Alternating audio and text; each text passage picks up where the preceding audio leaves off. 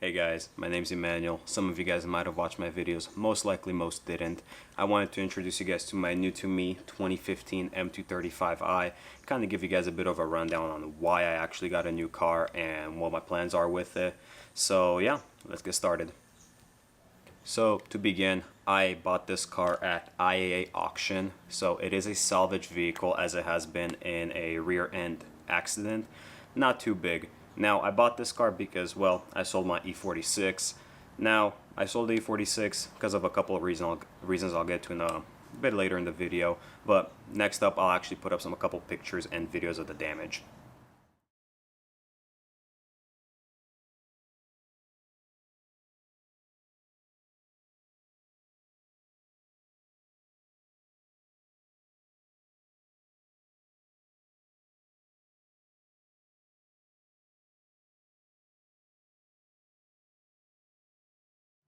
So after seeing the pictures and videos, you might wonder why look for a... Now you might wonder a couple different things. Why buy a new car? Why buy salvage? And if I bought salvage, which I did, what was the extent of the damage? And I'm going to answer those questions right now. So I started looking for a new car because with my E46, it started getting super expensive to maintain. I mean, it was a 2001, car was older than me, and it felt like I was hitting a dead end. There was no potential on the platform unless I was gonna spend big money on a turbo, which at that point would completely basically kill the reliability of the engine, as it was an M54 engine, 6-cylinder NA, and I just felt like it wasn't the right move. It felt like a complete money pit. Not saying that this isn't or it won't be, but it felt more of a money pit and a worse investment overall, I guess you could say, compared to a newer vehicle. Spending so much money going for a big turbo and a bunch of other bolt-on mods would be way more expensive than just getting into a whole new platform that already has more power and a much better potential. Having seen the F chassis BMWs overall go into car meets, having a family member that has one, actually a couple family members, I felt like it was the right middle ground between a good price and good performance, where with just a couple bolt-ons, again, you're able to get good power. The N55 already makes right about 300. You put some bolt-ons and some small upgrades, you're going to be hitting that 400 range, which that would be reliably, which on the E46 that would not be possible. Not to mention all the new technology upgrades. I mean, TPMS as well as Bluetooth, just Bluetooth overall. I mean, that's a huge quality of life improvement, with the option of adding an MMI box to get CarPlay on there, or upgrading to a newer iDrive systems. That's actually really big improvement overall. So it just felt like the F chassis was a much better choice compared to any other vehicle in kind of that range. And I did want to stick with BMW because I love the cars, great quality for interior, luxurious as well as just sporty overall cars. So that's kind of the answer to the first question. So the second question is, why buy a salvage BMW to begin with? So after I started looking for a newer car, I actually checked out a couple of dealerships. I wanted to again get into a newer car, see what they had to offer. I wanted to keep the chassis relatively small to the E46. Now we all know, as you go from the E46 to the E90 to the F30, whatever you're stepping up in the generations, this size also does increase. So an F30 would have actually been bigger than an E46. So I felt as that F22 right here, the M235 specifically with the N55, was a great kind of middle ground between spacious and sporty. It's just myself. I don't have kids. I don't have anything like that. And I don't have a family. It's just me. I wanted a sporty small car, and this kind of ticks all the boxes. It's sporty, it's luxurious, it's comfy, it's fast. So it kind of ticked all the boxes. Now I had actually started looking for cars at dealerships, as I said, and I seen a very similar spec F22, just like this, and that was at Chapman BMW, and they wanted about $30,000 for it. Once I seen that price, I knew I had to save up. I didn't want to get myself into a payment like that. So with my ability of fixing cars, or at least me feeling confident about fixing cars, that's kind of why I bought salvage, being able to, just go on IAA, scout for cars. I mean, it took me a couple months to find a car like this. So looking at this car, seeing the damage, I felt confident in myself about being able to fix this vehicle. So that's what kind of led me to pull the trigger on this one. And honestly, I'm very happy that I did. I love the car so far, but to the extent of the damage, I'll get to that in just a second, because it was a little bit more than I had, I guess, expected. Obviously, I knew it was hit in the rear. Now, I had also seen some mechanical issues, and I'll get to that right now. So, as I said, the damage, cosmetic-wise, was pretty small, just from what I seen in the rear in the picture of the auction. Car was all the way in Virginia, so there was no way I could actually go and see it prior to me purchasing it, so I was just kind of praying to God, taking a look at the pictures and hoping there's not much more to it. As you know, well, auction cars are actually a bit of a gamble. So going forward with that, I did know the car had a pretty major oil leak in the engine bay area. From what it seemed, it was the oil filter housing gasket as well as the cap. So with that being said, that's kind of all I was expecting. But something that I was not expecting was the couple codes that I did get once I actually turned on the car and I drove it for a little bit. Those codes being, I'm going to read them off right now: 135808, Valvetronic servo motor position sensors electrical malfunction, and 135A08, Valvetronic servo motor position sensor signal not plausible, which in turn made the car sound like this when I turned it on. Well, when I unlocked it.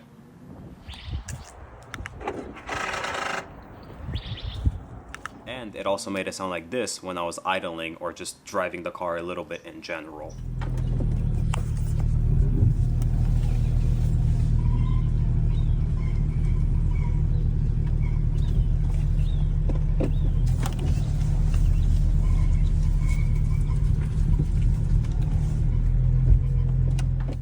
And this is what was happening when I was trying to do the eccentric shaft learn and procedure.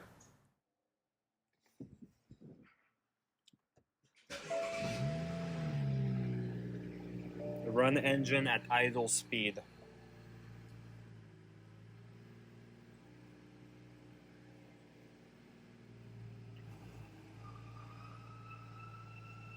Valvetronic is an emergency operation. Fault has occurred, which has led to testing procedure being interrupted. The running phase repeated. Stop engine. First that mix is seated, then it failed, and also that squealing noise, squeaking noise, whatever it was, that was not normal. After a ton of research and diagnostics through ISTA and, reading on forums, I came to a conclusion that I have to do a Valvetronic rebuild, which needed me to take off the valve cover, take out the eccentric shaft, and the Valvetronic servo motor, and by the way, was looking on FCP Euro and just part stores overall. Those parts were not cheap. The whole kit for the Valvetronic eccentric shaft and then the Valvetronic motor, I should say, it was right about $2,000. Now, I didn't want to cheap out and buy aftermarket parts for these, as well, this kind of controls. It's basically the second throttle body to a car, which gives the engine infinite amount of adjustment, almost infinite I should say, depending on how much you press the acceleration. So it's basically very high precision parts that I did not want to cheap out on. The eccentric shaft itself was about $1,000, which I could have bought in a Chinese cheap one off eBay for maybe about $200-300. Again, I did not want to do that. And the Valvetronic motor was actually right about $400 as well. So from all the tutorials I was seeing, it was kind of a tough job to tackle. I mean, it was definitely one of the most complicated jobs I've done on a car yet. Now, I've worked on my E46, I've done suspension work, I've replaced water pump, thermostats, cooling system. So I've done quite a bit of work on my cars, but nothing quite to this extent. I've never taken the valve cover off an engine, so this was actually my first time. Not to mention, I was going way deeper than just replacing the valve cover. So, with that said, I did need a little bit of help from a family member, but I learned a lot, and I feel confident going into a possible next job doing something similar, I'd be able to do it pretty easily. And next up, I'm gonna put up a couple videos from my camera roll on me working on the Valvetronic. So yeah, I'll put those up right now.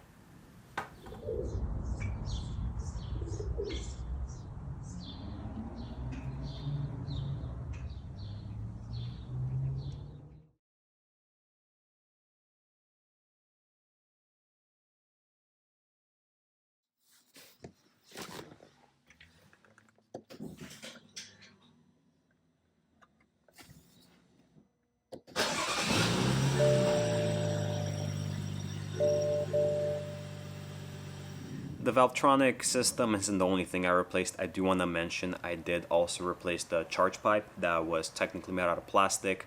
Now, for you N54, N55 guys, N20 guys, you guys probably know that the charge pipe does crack if it's made out of plastic, so I did need to replace that. I ended up purchasing a MAD, Mystery of Art and Design, I think the company is called.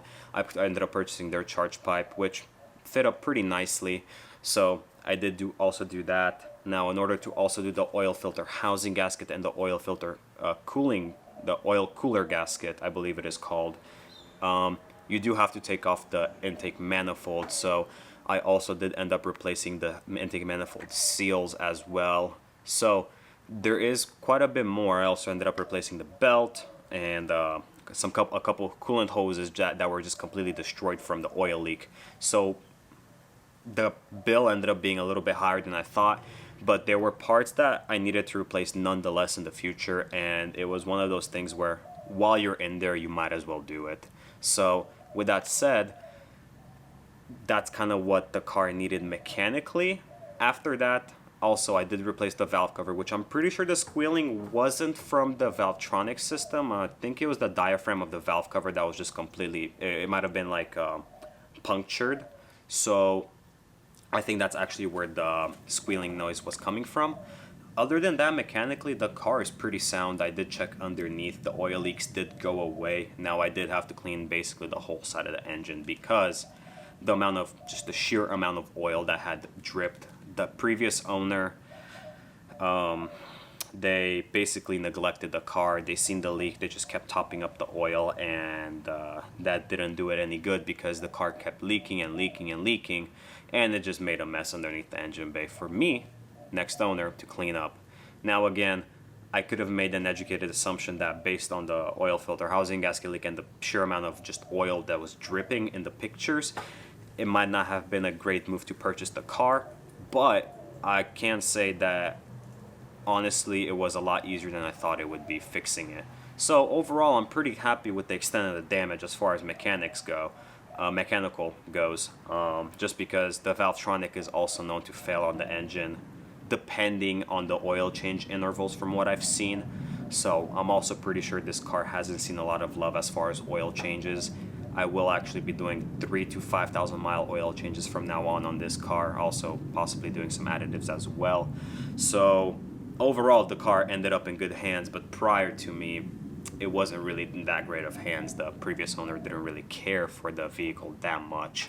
With that said, the vehicle hit in the rear. It did not come with the bumper or taillights. Actually, the taillights were in the trunk. They were just not actually bolted on the car. The bumper was just gone, missing. I also had to replace the reinforcement bar, the crash bar, reinforcement bar, I guess you could say, and the bumper clip, basically. It's the little plastic that goes over the reinforcement bar that also houses, I believe, a sensor for airbags. I also had to replace that. Just got that from a junkyard from a convertible 2 Series. Pretty cheap. It was like $20. The crash bar was another $70 or $80. I bought that off of an M2. And yeah, that kind of brings us to a point where I need the bumper. What am I going to do? So as far as bumper goes, I scoured the internet for bumpers for an M235i in black sapphire metallic for this exact color code. No luck. All the bumpers that I was finding, they were damaged, scraped, scratched, everything pretty bad. Now, it was actually cheaper for me to go on eBay and purchase an M2 replica bumper than for me to purchase an original M235i bumper. I inquired about a bumper at the dealership. Just the bumper alone would have been about $800. And not to mention, that would have been unpainted, so I would have also had to paint it. I figured, now I'm not trying to be like an M poser. This is not an M car, it's an M Lite. It has an M in front of it, but it has a couple numbers after it, so it's not an M. But I figured that, since I'm already replacing the bumper, I can make the car look better for cheaper. So why wouldn't I? With that said, I purchased the bumper off eBay for $500. It was just a bumper that everyone drop shipped, whether I got it from eBay, from a specific website. They were all basically drop shipping the same thing. So the bumper brand is called Good Go. If you are ever in a situation where you do need a bumper for one of these cars, I can tell you that the fitment for an aftermarket bumper, it is quite spot on. Not gonna lie. So I bought the bumper for about $500. I did have a person, a family friend, a friend of a family friend, paint the bumper for about $300 to $350. Bumper came out great. Now, with the aftermarket bumper and the painting, I was actually right at the same price as I would have been just purchasing the original bumper from BMW. So again, not trying to be a poser for, trying to make it look like an M2, but at the same time, just did not make sense to purchase an M235i bumper, then get it painted, because it would have been more expensive. Now, the M2 bumper does also have a diffuser, which allows for 4 exhaust tips, so I will also be doing quad exhaust, which will look sweet in the back. So yeah, that's kind of how the car is looking at the moment. So I did all those things mechanically and the bumper. Now, the chassis of the car is pushed in a tad bit, which makes the exhaust not be fully aligned. It's a little bit off to the side, and I'll show you guys that in just a second. As well as the quarter panel, it actually has a dent kind of going inwards, which after consulting a couple dent removal guys, they said that the best course of action would be to get the chassis pulled out a little bit and then get the dent pulled out. Just because the way the chassis is pushed in, it actually puts strain on the dent, so it kind of makes the dent be harder to pull out. So that's kind of about it as far as the car goes. Now I'm gonna put up a picture of the way the car looks with the bumper on but unpainted.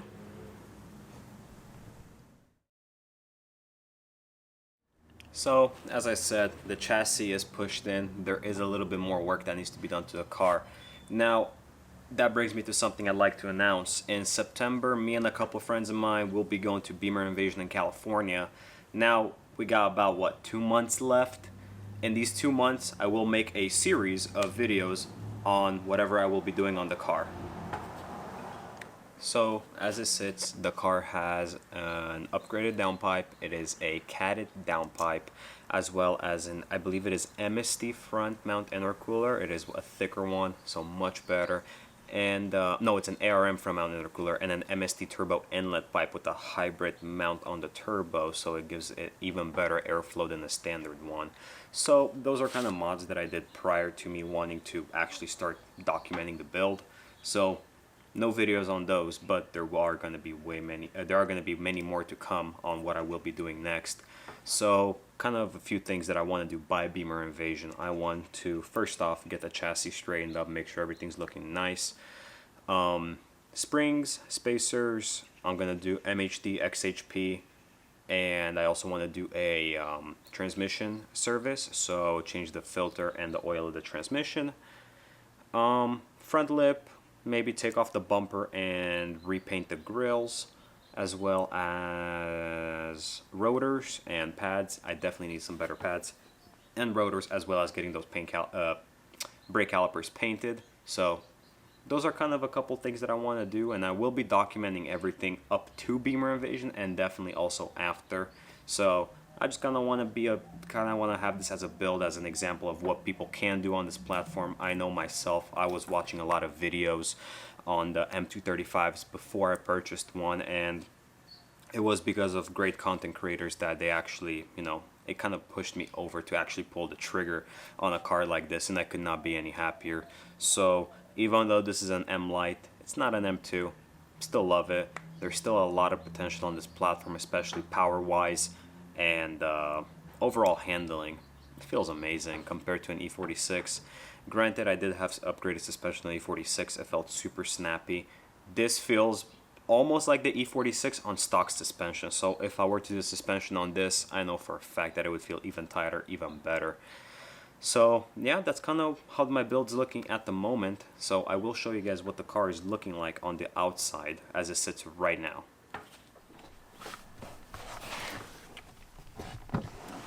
Alright guess we're gonna get to hear the car.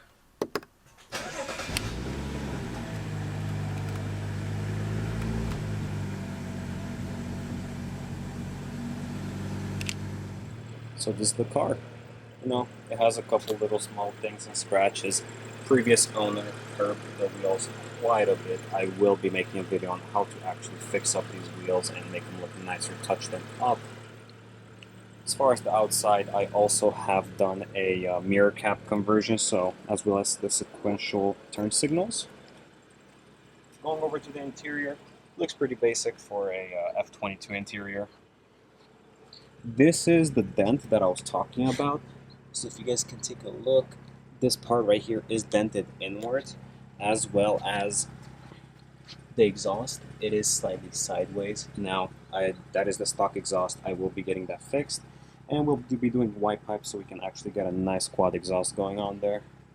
Other than that, the body of the car is pretty much perfect and sounds pretty amazing. So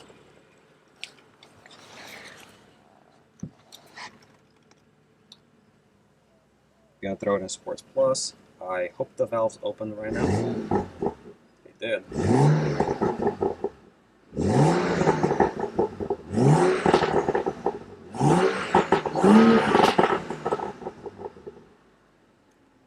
So yeah, that's kind of how the car looks, the way it sounds, what's done to it as it sits right now. So with that being said, keep an eye out. There will be videos coming up soon and shortly. So hope you guys enjoyed the video. This is kind of a welcome to my build. And yeah, I'll see you guys in the next one.